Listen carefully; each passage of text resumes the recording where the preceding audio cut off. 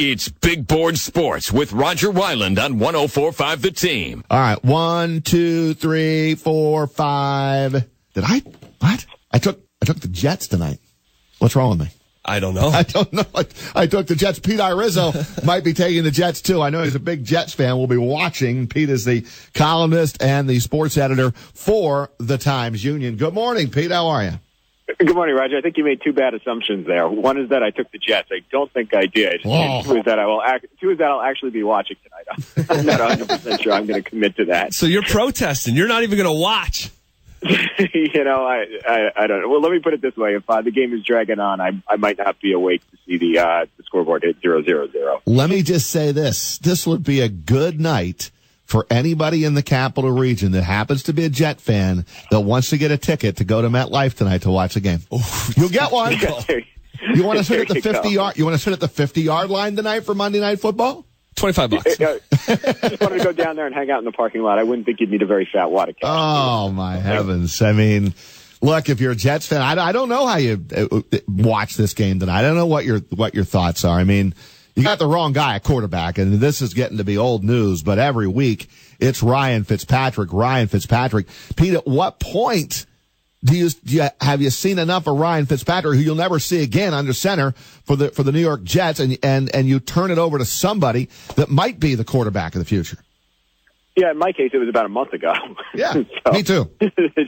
I mean, you know, it makes it hard if you're a Jets fan. I mean, what are you hoping to get out of tonight's game? Obviously, the team has fallen well out of contention now, and you know, your quarterback is not the guy who's going to be your future quarterback, so I'm not sure what the incentive is if you're a Jets fan to watch tonight's game. And Zach, you've been with me on this, right? I mean, you've been right there with me every step, and so many Jet fans are that they don't understand Todd Bowles' logic here. It's just kind of exhausting at this point. I mean, because I feel like every single person on the outside looking in is like, okay, what's going on here? But the one guy who actually is making the decisions continues to, I think, and I've been clear on this and consistent, I think he's setting back the team and he's hurting himself in the long run. Pete, let me ask you this. Do you think as a Jets fan, and we've been kind of going back and forth on this, is Todd Bowles' job totally safe through the season?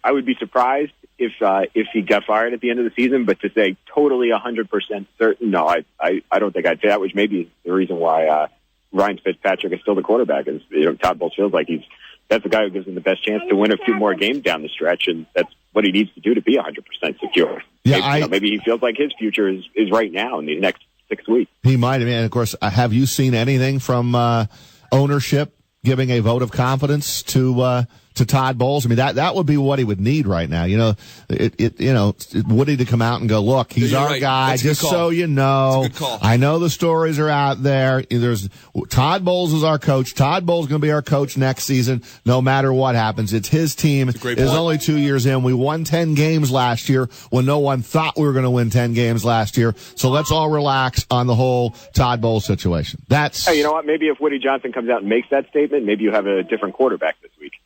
Yeah, right. You know what? That's another good point. That he will feel secure in at least experimenting on the fly. Because Pete, this is what I've been saying for a couple weeks here. By you not going to either Bryce Petty or Christian Hackenberg, you are going to start from zero in training camp and essentially week one next season, and you're going to go through those growing pains the first 5 or 6 weeks as opposed to going through them now. And I just don't see this working out for Todd Bowles in the long run. I just don't. Here's the thing that worries you as a Jets fan is, what if the reason you don't see either of these two guys in the game is because, you know, the Jets coaches see him at practice every day, and neither one of them is that good or even close to being ready to being competitive in the NFL. That to me is, if you're a Jets fan. I get that. But at the same time, I mean, to me, it would be frustrating knowing that we're starting Ryan Fitzpatrick at quarterback, and he's not going to be our future guy. And the Jets are not making the playoffs, so it's kind of irrelevant. So, and they're not winning with Fitzpatrick either. It's like, okay, you're going to put Fitz out there, but you're still not winning games with. Okay, he gives you the best chance to win, but at the end of the day, you still are chalking up a loss into that column, right? I mean, that's what's happening. completely agree with you there. I'm just saying, what if the competency level of the other two guys is so poor that you don't feel comfortable and Pete, here's putting them in a game? And Pete, here's how I would retort. If the two quarterbacks you drafted in consecutive years are that bad, what does that say about the evaluation process going into this? I absolutely agree with you 100% on that. I mean, you look at you took Geno Smith in the second round, you took Hackenberg in the second round, you took Bryce Petty in the fourth round, and you've got three guys who so far have done nothing for you. Yeah, I mean, you draft these quarterbacks at a high level, right? What's Hackenberg 2, right? Yeah, 2, and what are you doing here?